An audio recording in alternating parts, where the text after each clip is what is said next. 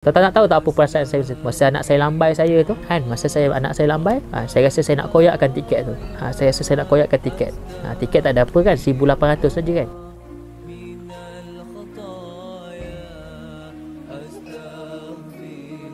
Bismillahirrahmanirrahim. Assalamualaikum warahmatullahi wabarakatuh. Alhamdulillah, syukur banyak pada Allah SWT. Video kali ni ramai saya punya staff saya ni, cameraman saya pun minta saya ceritakan tentang pengalaman saya masa saya berdakwah dekat Turki. Jadi saya nak cerita sikit lah, sebut sedikit apa yang saya ingat pengalaman saya dekat Turki. Bagi saya Turki ni antara negeri, kalau orang suruh saya pergi dakwah lagi kat Turki, saya akan pergi lagi. Sebab saya seronok dengan orang Turki ni, akhlak dia memang sangat-sangat luar biasa. Yang saya nak sentuh kat sini, pengalaman saya dekat Turki waktu saya dekat Istanbul, masa saya touchdown, saya sangat terkesan bila saya naik kereta api daripada airport nak ke Masjidis Salam, iaitu masjid yang sangat besar lah dekat Turki, bandar Istanbul. Masa dalam kereta api tu sendiri, saya nak beritahunya begitu mulianya akhlak anak-anak muda dekat Turki. Masa saya duduk dalam train tu, orang tengah sesak lah ni, orang tengah sesak, tiba-tiba ada anak-anak muda tu ada duduk depan saya. Bila anak-anak muda umur 18-17 tahun macam tu lah, dia duduk depan saya, tiba-tiba ada satu orang pakcik tua masuk dalam kereta api, singgah kat satu stesen kereta api, berhenti. Lepas tu ada satu orang tua, dia berdiri kan. Bila orang tua tu masuk saja dalam kereta api, apa yang berlaku? Semua anak-anak muda tadi, bukan seorang, semua sekali anak-anak muda tadi bangun, berdiri dan sediakan tempat untuk pakcik tadi. Saya tengok memang takjub lah, walaupun saya nampak orang budak muda tu biasa-biasa, kadang-kadang ada tattoo sikit. Minta maaf, itu keadaan orang Islam kat sana. Nak mention kat sini ialah betapa baiknya, betapa akhlak mulianya mereka. Bukan seorang, kalau seorang berdiri tak apa, ini semua sekali budak-budak tu berdiri untuk memberi jalan ataupun memberi peluang pada pakcik tadi untuk duduk. Jadi saya nak cerita kat sini, akhlak orang-orang Turki ni memang sangat-sangat hebat. Dan dikatakan orang Turki ni, dia kalau dia buat dakwah, tak kira siang malam. Saya punya kawan saya, nama dia Arkay Afandi, orang Islam, dan dia orang kuat, sangat kuat berdakwah. Dan dia ni cikgu bahasa Inggeris, dan alhamdulillah kami beruntung, jemaah dakwah kami masa tu dapat translator bahasa Inggeris dan orang yang sangat faham tentang agama di Turki. Jadi apa yang berlaku, pukul 3 pagi saya bangun, nak pergi tandas kan. Saya bangun 3 pagi pergi tandas, bukan solat. Saya punya kelemahan lah. Saya bangun pukul 3 pagi, bangun, tiba-tiba bangun, saya tengok Arkay Afandi ni, dia masih lagi tengah tak berhenti bercakap dakwah dengan orang. 3 pagi masih bercakap dakwah lagi, cakap tentang kebesaran Allah, kehebatan Allah, dakwah, ajak orang dekat dengan Islam. Jadi sangat dahsyat. Saya kata, dan ada satu profesor bagi tahu, Turki ni digelar sebagai orang Islam di Turki dikatakan adalah the sleeping lion, maknanya singa yang sedang tidur, tapi kalau dia wake up, kalau dia bangun, dia bangkit, tuan-tuan semua, insya-Allah satu dunia ni akan bergegar dengan Islam. Saya nak beritahu orang Turki ni, bila dia dapat kefahaman tentang Islam, dia sangat-sangat hebat sebenarnya. Jadi pengalaman saya dekat Turki ni, saya balik pada itu yang saya nak mention sebenarnya dalam video ni. Tapi ada benda-benda lain, contohnya macam makanan kan. Dari segi sudut makanan, saya terus terang lah saya cakap kan, sebab saya Melayu pure kan, mulut saya ni nak kena asam pedas, masak lemak ke apa tu, char kway teow ke apa benda kan, orang Melayu kita nasi lemak semua kan. Tapi apa yang berlaku yang saya nak share, bila saya sampai kat Turki, kami dihidangkan makanan-makanan Turki. Terus terang saya kata, pada permulaan saya tak boleh nak masuk. Memang nak menangis jugalah. Makanan dia, ya Allah, roti, biasa roti, lepas tu kuah dia, saya tengok dia orang buat kuah, saya kata dia orang buat kuah daripada apa macam masak-masak macam tu. Rupanya saya tengok orang Turki masak, simple sangat-sangat masak dia. Apa dia tahu? Air, rebus. Dia rebus air, dia potong tomato hancur-hancur, dia masukkan dalam air rebus tu, dia rebus, dia letak garam, itulah kuah. Macam boleh makan. Jadi saya nak beritahunya, memang saya memang panjang juga leher nak menelan kan. Masuk nak telan tu panjang sikit leher, sebabnya memang susah nak masuk. Tapi inilah pengorbanan, mujahadah. Mujahadah dari segi makanan, perasaan kan. Kita nak makan yang sedap-sedap, tiba-tiba kita dihidangkan makanan macam tu. Tak makan, tak baik pula. Jadi saya mujahadah macam tu. Sebab tu keluar jalan Allah ni, ataupun pergi berdakwah ni, dia sebenarnya melatih kita semua untuk sesuai dengan semua keadaan. Saya nak beritahu, siapa yang jenis orang yang cerewet tentang makanan, orang yang cerewet tentang tempat tidur dan sebagainya, insya-Allah dia tak dapat pergi mana-mana sebenarnya.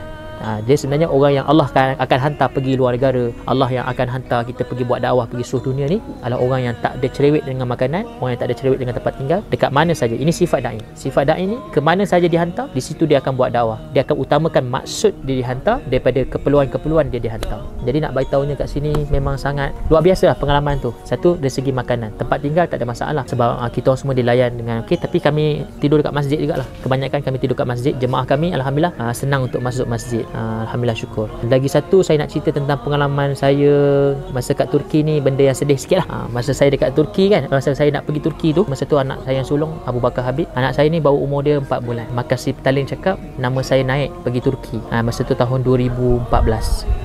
2014 anak saya umur 4 bulan, baru 4 bulan macam tu. Tiba-tiba nama saya naik pergi Turki. Isteri saya pula jenis semangat. Dia jenis orang kata suka suami dia ni berjuang untuk agama.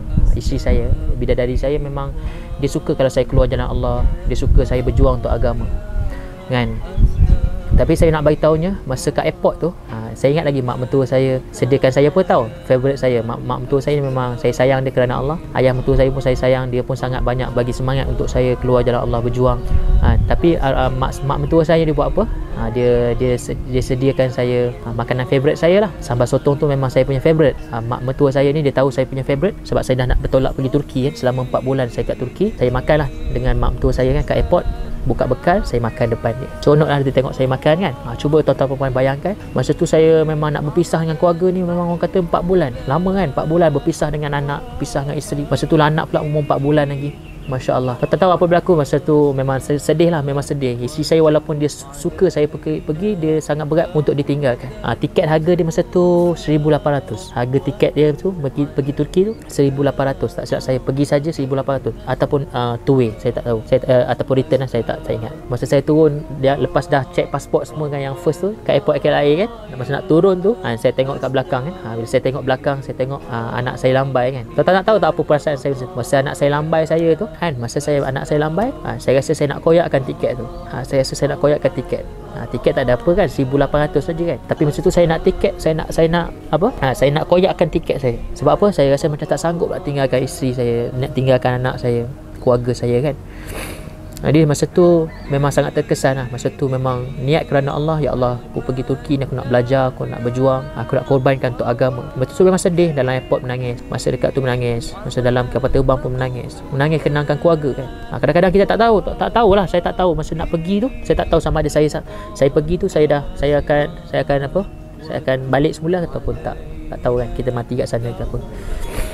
Jadi nak bagi tahunya, subhanallah, inilah pengorbanan. Ini sahabat Nabi lagi dahsyat. Satu sahabat Nabi, dia keluar jalan Allah selama 27 tahun. Dia pergi tu dalam keadaan anak tengah dalam perut, isteri tengah mengandung. Dia balik 27 tahun, anak dia dah jadi mufti, anak dia dah jadi ulama, berceramah kat Masjid Nabawi. Nak bagi tahu, bila keluar jalan Allah SWT ni, yang didik anak kita sebenarnya adalah Allah SWT. Itu saya sangat yakin. Jadi tuan-tuan dan perempuan semua yang saya sangat kasih sekian, inilah pengorbanan, arti pengorbanan. Kalau kita tak buat pengorbanan untuk agama, kita akan buat pengorbanan untuk dunia. Terus terang saya cakap, saya orang bisnes, saya orang berniaga, dan saya alhamdulillah Allah bagi saya rezeki melimpah ruah. Saya dah rasa dah semua dunia ni, saya dah rasa mewah ke susah ke, saya dah rasa benda ni. Tapi saya nak bagi tahu pada tuan-tuan puan semua, kalau kita tak berkorban untuk agama, kita akan berkorban untuk dunia dan kita akan penat untuk dunia. Tapi kalau kita berkorban untuk agama, Allah Ta'ala akan bagi kemanisan. Allah Ta'ala akan bagi kemanisan untuk agama. Macam mak kita kan, mak kita korban untuk kita, lahirkan kita, titiskan darah untuk kita semua, untuk keluarkan kita. Sampailah keluar nama Muhammad Khairil bin Razak, Hambali, Aiman, Azri, Farhan. Keluarlah nama-nama ni. Sebab apa? Sebab pengorbanan mak kita. Maka mak kita akan buat apa? Kalau kita dah keluar, mak kita akan buat apa? Mak kita akan sayang kita, mak kita akan belai kita. Kalau nyamuk gigit kita, sampai KL dia kejar nyamuk tu. Nak bagi tahunya, memang betul, kau hajar betul lah nyamuk tu kan. Memang sampai KL dia kejar nyamuk tu. Tapi saya nak bagi tahu pada tuan-tuan dan puan semua, begitu juga dalam agama ni. Kalau kita tak berkorban untuk agama, maka kita tak akan sayang pada agama ni. Kita tak akan sayang pada agama.